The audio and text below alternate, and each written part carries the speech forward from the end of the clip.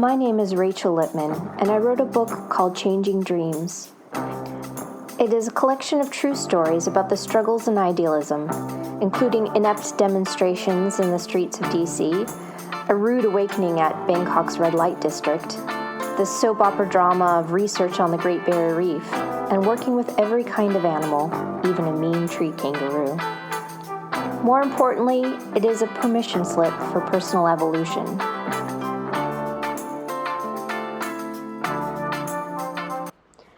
Chapter 6: The Dream versus the Reality. I returned to Townsville with enough underwater experience to begin my research. At first, my supervisors really couldn't support me because they were overly committed with too many research and teaching obligations.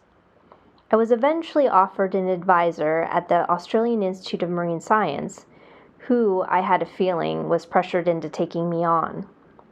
Incidentally, he became a complete gift as one of the most supportive people in my scientific career. My supervisor at JCU also kindly funded extra research work to supplement my now depleted savings, which led to several part-time jobs on top of full-time study. I also found guidance in fellow students. Everyone studied something fascinating. Some worked with sharks and others whales. Many researched the behavior and ecology of reef fish, while a large team modeled oceanographic currents, nutrients, and plankton. We would discuss our research at parties, at lunch and dinner. We ate and breathed the sea. And everyone needed assistance. Because research is extremely expensive, we would help each other during field trips and in the lab, optimizing our funding and time, and creating days filled with multiple projects. I split my fieldwork throughout the year among several islands along the Great Barrier Reef. I called Lizard Island Biology Boot Camp. It is located 150 miles from the nearest city in the middle of the outer reef, only reachable by ship or tiny airplane. I managed to fund my first trip by assisting with another lab's fieldwork and trying to slip away to do my own work on the side. The island was pristine, with nothing built on it aside from the station and a resort. It was virtually untouched, with white beaches and clear turquoise water only disturbed by the occasional biologist. I would swim to the fringing reef from shore, or take one of the station's small sunshine yellow boats moored along the beach. Depending on the tides, we ventured out in the morning, sometimes as early as 5 a.m., to survey the reefs and record reproductive behavior of a certain species of Pomacentridae, a common lemon-yellow damselfish. Others retrieved and emptied light traps designed to attract settling fish like a moth to the flame. Many reef fish are different from other fish in the grander ocean. Generally, the larvae are born from nests tended fastidiously by their parents. Once they are born, they are swept out to the pelagic, the greater open ocean, where they feed and drift freely as plankton. The juvenile fish finally grow to reach a size of a few centimeters and develop an astounding ability to navigate the many miles back to the reef. No one knows how, but they also find their way to the very reef in which they were born. This phenomenon was what my fellow scientists were discovering when I was there, the sensory abilities that allowed the tiny fish to reach their native home from the vast open sea. The light traps enabled my colleagues to estimate what types of fish were settling on the reef and what population size occurred on a given recruitment season. During these studies, we dived so long I would breathe my tank empty. We only surfaced long enough to exchange tanks before returning to the water again. We stretched the conservative dive tables to their limits, maximizing our time underwater to finish the day's work. Between dives, I slaved over my own lab work, filtering water and sediment. I spent hours staring under a microscope, examining the many samples I had gathered during the morning's dive. For my own research, I was seeking out zooxanthellae, also known as Symbiodinium, an algal symbiont of coral. Under a microscope, it looks like a tiny golden orb.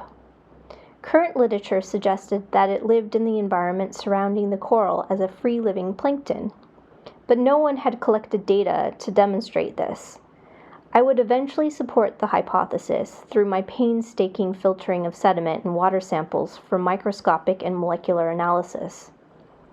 During the rest of the daytime, I assisted in experiments in which we would determine the preferential settlement sites of juvenile fish. In the evenings, we would dive again to collect damselfish nests.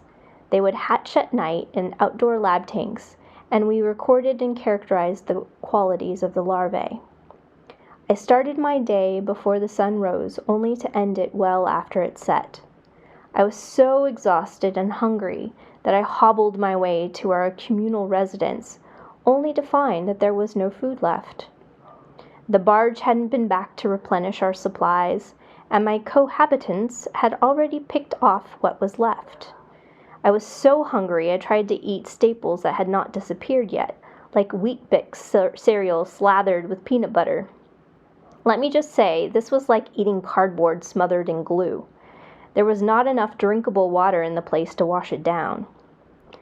Every afternoon, when I removed my wetsuit, I was assaulted by sandflies before having a chance to douse myself with bug repellent. Unlike mosquitoes, which were also plentiful, sandfly bites lead to an excruciatingly burning itch that lasts at least 2 weeks before they rupture and form pockets in the skin. My many bites became infected from being eternally in the water without a break for 3 months. One of my fellow researchers was taken to hospital after he accrued so many he went mental from the horrible stinging itch. We all turned sinewy after hauling equipment back and forth from the dive shed daily. I soon could lift 2 gas tanks and wield an anchor like no other, but my back chronically ached. I returned to Townsville, thin, scarred, blackened, and sun-bleached that Christmas. I visited many other survivor-like destinations throughout the course of my studies. The Keppel Islands, for instance, are gems in the southernmost tip of the Great Barrier Reef, with a cool water coral habitat different from its northern reef cousin. I suffered the worst seasickness aboard the monstrous Ames research vessel while rolling our way through the Whitsundays and the chains of smaller islands. There were precious moments, while sipping tea on deck and watching pilot whales leap around the bow during prismatic sunsets. I also made regular day trips to Magnetic Island with its murky, tiger shark-ridden waters. When the turbidity cleared on low-wind days, there were also splendid reef sites to snorkel through. But by far my favorite research site was a 3-hour drive from Townsville, followed by a 45-minute boat ride. I must have had over 100 trips to Orpheus Island during my PhD, visiting multiple times a month. Only a resort and a research station are built on the island, while the neighboring Palm Islands are uninhabited, aside from the main island where an Aboriginal community resides. The station is positioned on a mangrove-lined cove, with a reef flat stretching out to the drop-off at the front of the island. At low tide, I strolled the reef crest. During high tide, I snorkeled the mangrove filled with juvenile fish, baby reef sharks, and stingrays. The island once had a giant clam farm. When it was shut down, all the remaining clams were released into the bay. They formed a veritable field on the fringe of the island, embedded between the coral. Tridacna clams grow as large as 4 feet across, and they host zooxanthellae like corals do. They open their shells to sun their flesh, which reveals various bright colors of deep purple, magenta, turquoise, royal blue, and blushing pink. Every summer, researchers would recall the tall tale of the man who stepped in one during low tide and became trapped. He nearly drowned as the tide rose over his head. Sometimes in the story, the man did drown. Sometimes he was rescued in the nick of time. The island is magical in my mind. I remember lying on the beach with fellow researchers at night, watching the blue bioluminescence sparkle as the waves gently sloshed onto the beach. We joked about Plato's philosophy as we ineptly contemplated the flipped constellations and watched flying foxes glide under the moon. We played with the squid, using our flashlights to illuminate the shallows, then tripped over bandicoots when we made our way back to our dormitory in the dark. I have memories of ultimate solitude when having the island to myself, and contrasting memories of parties with many researchers, playing poker well into the night after solid days of diving. Every season brought something special. In the winter, we swam with giant manta rays. Humpbacks would break the surface beside our boats, and whale songs reverberated underwater. Summer brought coral spawning amidst the full moon and low tide. We only snorkeled, gently paddling over our arms to remain on the surface at the shallowest low tide and avoiding harm of any of the gravid coral. Our flashlights illuminated the snow globe of spawn released by the corals and the millions of animals rising to feed upon it. My supervisor at the university was one of the first people to discover the mass spawning. Each season, she would try to predict the night, but didn't always get it correctly. For several days, our team would hover around shore at night, armed with our red lights, periodically checking to see if the coral were ready to pop. Some people who could read the best conditions had bets wagered. Somehow, the corals coordinate their reproductive cycles on the same night each year, regardless of which species it is. They have some internal barometer that can sense the optimal summer month with a full moon during low tide when there is no imminent rain. Their strategy maximizes the chance of mating, since the coral gametes become the ultimate all-you-can-eat reef buffet, and fresh rainwater sitting on the ocean surface will also kill the developing larvae. The coral had humans to contend with as well. The island was brimming with researchers trying to catch the spawn to study it. We combined the gametes from different corals to form larvae and then grow our own juvenile corals. They would in turn be used to answer many questions about corals no one could discover prior to this trick. Most people in my lab had a project that incorporated this technique, so we would collaborate each summer to tag team the effort.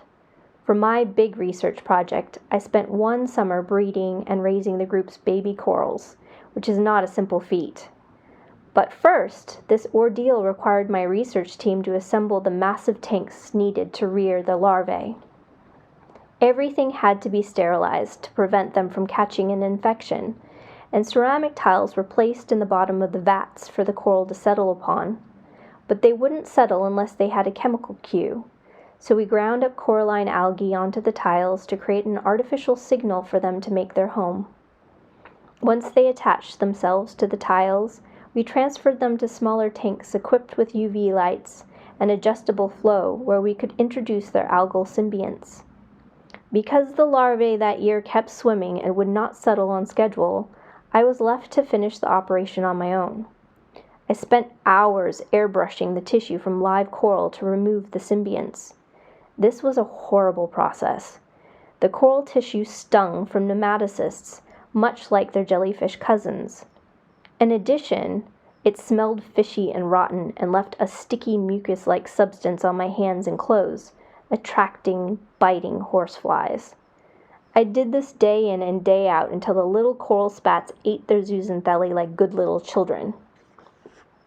My third summer in Australia, I was alone with only an assistant, allowing me the independence to explore the island for myself, like a castaway without a talking volleyball complex. I would dive during the mornings for sample collection, traverse the reefs and mangroves during the day, then spend the evenings playing with tiny corals and tank experiments. I experienced a flow within myself, a kind of peace that I hadn't sensed before. I'd like to pretend I was an explorer. At that time, I studied the microbial community of coral. It sounds boring and obscure to some. I often experienced my audience's eyes to glaze over when I spoke of it, but I found it fascinating. On a microscopic scale, there's an entire ecosystem of microbes that reside on or within any given organism, and every kind of environment, even sulfur springs and volcanic vents deep beneath the ocean. These microbes perform their duties in assorted ways, each serving some grand purpose just by existing. Each member supplies the coral with its nutrients fixed from the environment, immunity from pathogens with their antimicrobial properties, and food from photosynthesis or chemosynthesis. I would argue that microbes are indeed the foundation of all life, and therefore deserve much greater respect and investigation than has been afforded by researchers in the past. In defense of past biologists, though, nearly all microbes are impossible to examine microscopically or culture in vitro, despite their bad reputation of growing everywhere. This has made them impossible to study until the development of molecular methods. I spent years identifying the members of this tiny community and reinforcing the hypothesis that they had functions within the coral. I showed how similar species of coral house the exact same species of bacteria, demonstrating that they were indeed hosted for a specific purpose. What I found particularly interesting was what occurred in the community when it was disturbed. Without the optimal symbionts, the coral would become overwhelmed by infectious disease and opportunistic pathogens. A team of researchers and I spent every year visiting many sites along the reef, documenting the increase in coral disease and examining samples in the lab for the nasty biota that was killing the coral. It came in the form of bacteria, fungus, virus, and protist. Some diseases ate the tissue of the coral, some bleached it, some rotted it, some discolored it, and it always resulted in an algal-covered skeleton in the end. Disease wasn't the primary killer. Environmental stressors were most likely responsible for the increase in the disease. There was nutrient overload from runoff, such as sewage and agricultural chemicals, sedimentation from dredging and drilling, damage from fishing, boat groundings, and tourists kicking fins, corallivery from crown of thorns starfish population explosions, and then there was temperature. Since the 1980s, mass bleaching events were discovered that had never occurred before. They coincided with heat waves and high UV indexes greater than those recorded in previous centuries. Water temperatures remaining higher than their tolerance limit for too many days will cause coral to lose its symbiotic algae and its source of nutrition. They may turn white, but can become bright pink, blue, purple, or yellow due to their fluorescent proteins within the coral's tissue. The bleaching events are eerily beautiful, the reef becoming ghost-like. Eventually, the coral will starve if it does not recover its algae. But if temperatures cool in time, the coral will regain their color, but may go a year or two without reproducing or growing. My research investigated what happened to the other symbiotic microorganisms, namely bacteria. The community is completely disrupted and replaced by disease-causing organisms, including viruses, fungi, and pathogenic bacteria, becoming susceptible to opportunistic infection and often death even after recovering their algal symbiont. Coral has different levels of resistance to bleaching when hosting different sorts of algae, but I found that when the coral hosted the heat-tolerant type, conversely, the coral was more susceptible to infection. This meant the coral was less healthy, probably due to the more tolerant symbiont passing less nutrition to the coral. It was a hardier algae because it was a less giving one, unlike the coral's more desirable but weaker partner.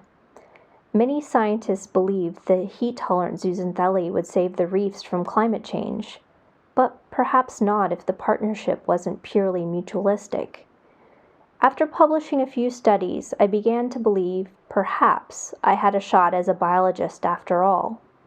In 1 year, I presented at 2 international conferences, gaining a bit of recognition. Mostly, though, I just tried to speak in front of an auditorium without sputtering my words or being sick at the podium. One nasty old man was making it rather difficult, continually insulting whoever was on stage. Soon it became my turn. After I presented, I took his opportunity to lecture me on making a complete study with additional research. I finally broke under my nervousness. I have already done that work, but the data is beyond the scope of the research I'm currently presenting in this 15-minute talk, I snapped. To my surprise, the audience applauded. Apparently, I wasn't the only one annoyed. I was later approached by the not-so-gentleman, who turned out to be very prestigious in my field and greatly admired. I was taken aback when he congratulated me on my work and proposed a collaboration. I suppose some people like to be berated. I had many offers of collaboration throughout my PhD, which I felt extremely honored over. But I was just learning about nature's parasitic versus symbiotic relationships. I was also starting to grasp my own. I encountered many scientists with grand ideas, which I executed only to receive no recognition whatsoever later. There was a time I ran an entire elaborate experiment, capturing and characterizing the larvae of brooding corals, which are corals that raise their young before they can swim away. Another time, I carried out sampling corals for gene expression work for 3 years straight, every month. One study required an 8-hour road trip to Keppel Island and intense field operations every month to retrieve the coral. After that ordeal, I overheard a conversation where the researcher who conned me into the field work said, "It's great, just get a PhD student to do that for you. They'll do all the heavy lifting and don't cost you anything." I finally learned not to be so trusting after that. Regardless of the recognition, the essence of biology was a nagging curiosity of the natural world, and the high of discovery drove many of us to work so hard. There was nothing like the thrill of data revealing a story I could tell, like deciphering a puzzle, a secret that no one else knew. Sometimes I had stared at the data too long to understand it, and my supervisor, Frank, like a sage, would say, "Put it away and come back later." Or sometimes he would say, "That's interesting, keep going." My lab was located at Ames, a state-of-the-art facility residing on a secluded beach nearly an hour outside of Townsville. Early every morning, a group of students met to carpool the great distance through the rainforest-covered mountains, mango groves, and paved estuaries to reach the lab. The shrubland surrounding the facility was beautiful, but populated by wild dogs, boar, and venomous snakes. The gorgeous, sweltering beaches possessed sapphire waters, but the many crocodiles and deadly sharks made them less inviting. One day, the lab emptied to stand on the marina's jetty and watch a baby blue whale being torn to pieces by a swarm of tiger sharks. That didn't stop many researchers from taking a morning dip to escape the heat, though. I loved Ames for its intensity. Where else could I have a nervous breakdown on an isolated beach during my lunch hour?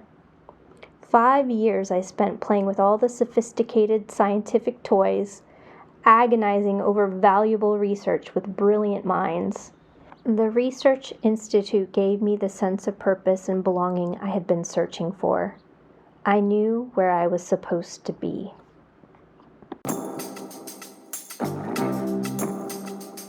If you've enjoyed these little teasers and are interested in purchasing the book, you can find Changing Dreams at Amazon, or please visit the website ralittman.com. That's ralittman.com. Thank you for listening. Bye.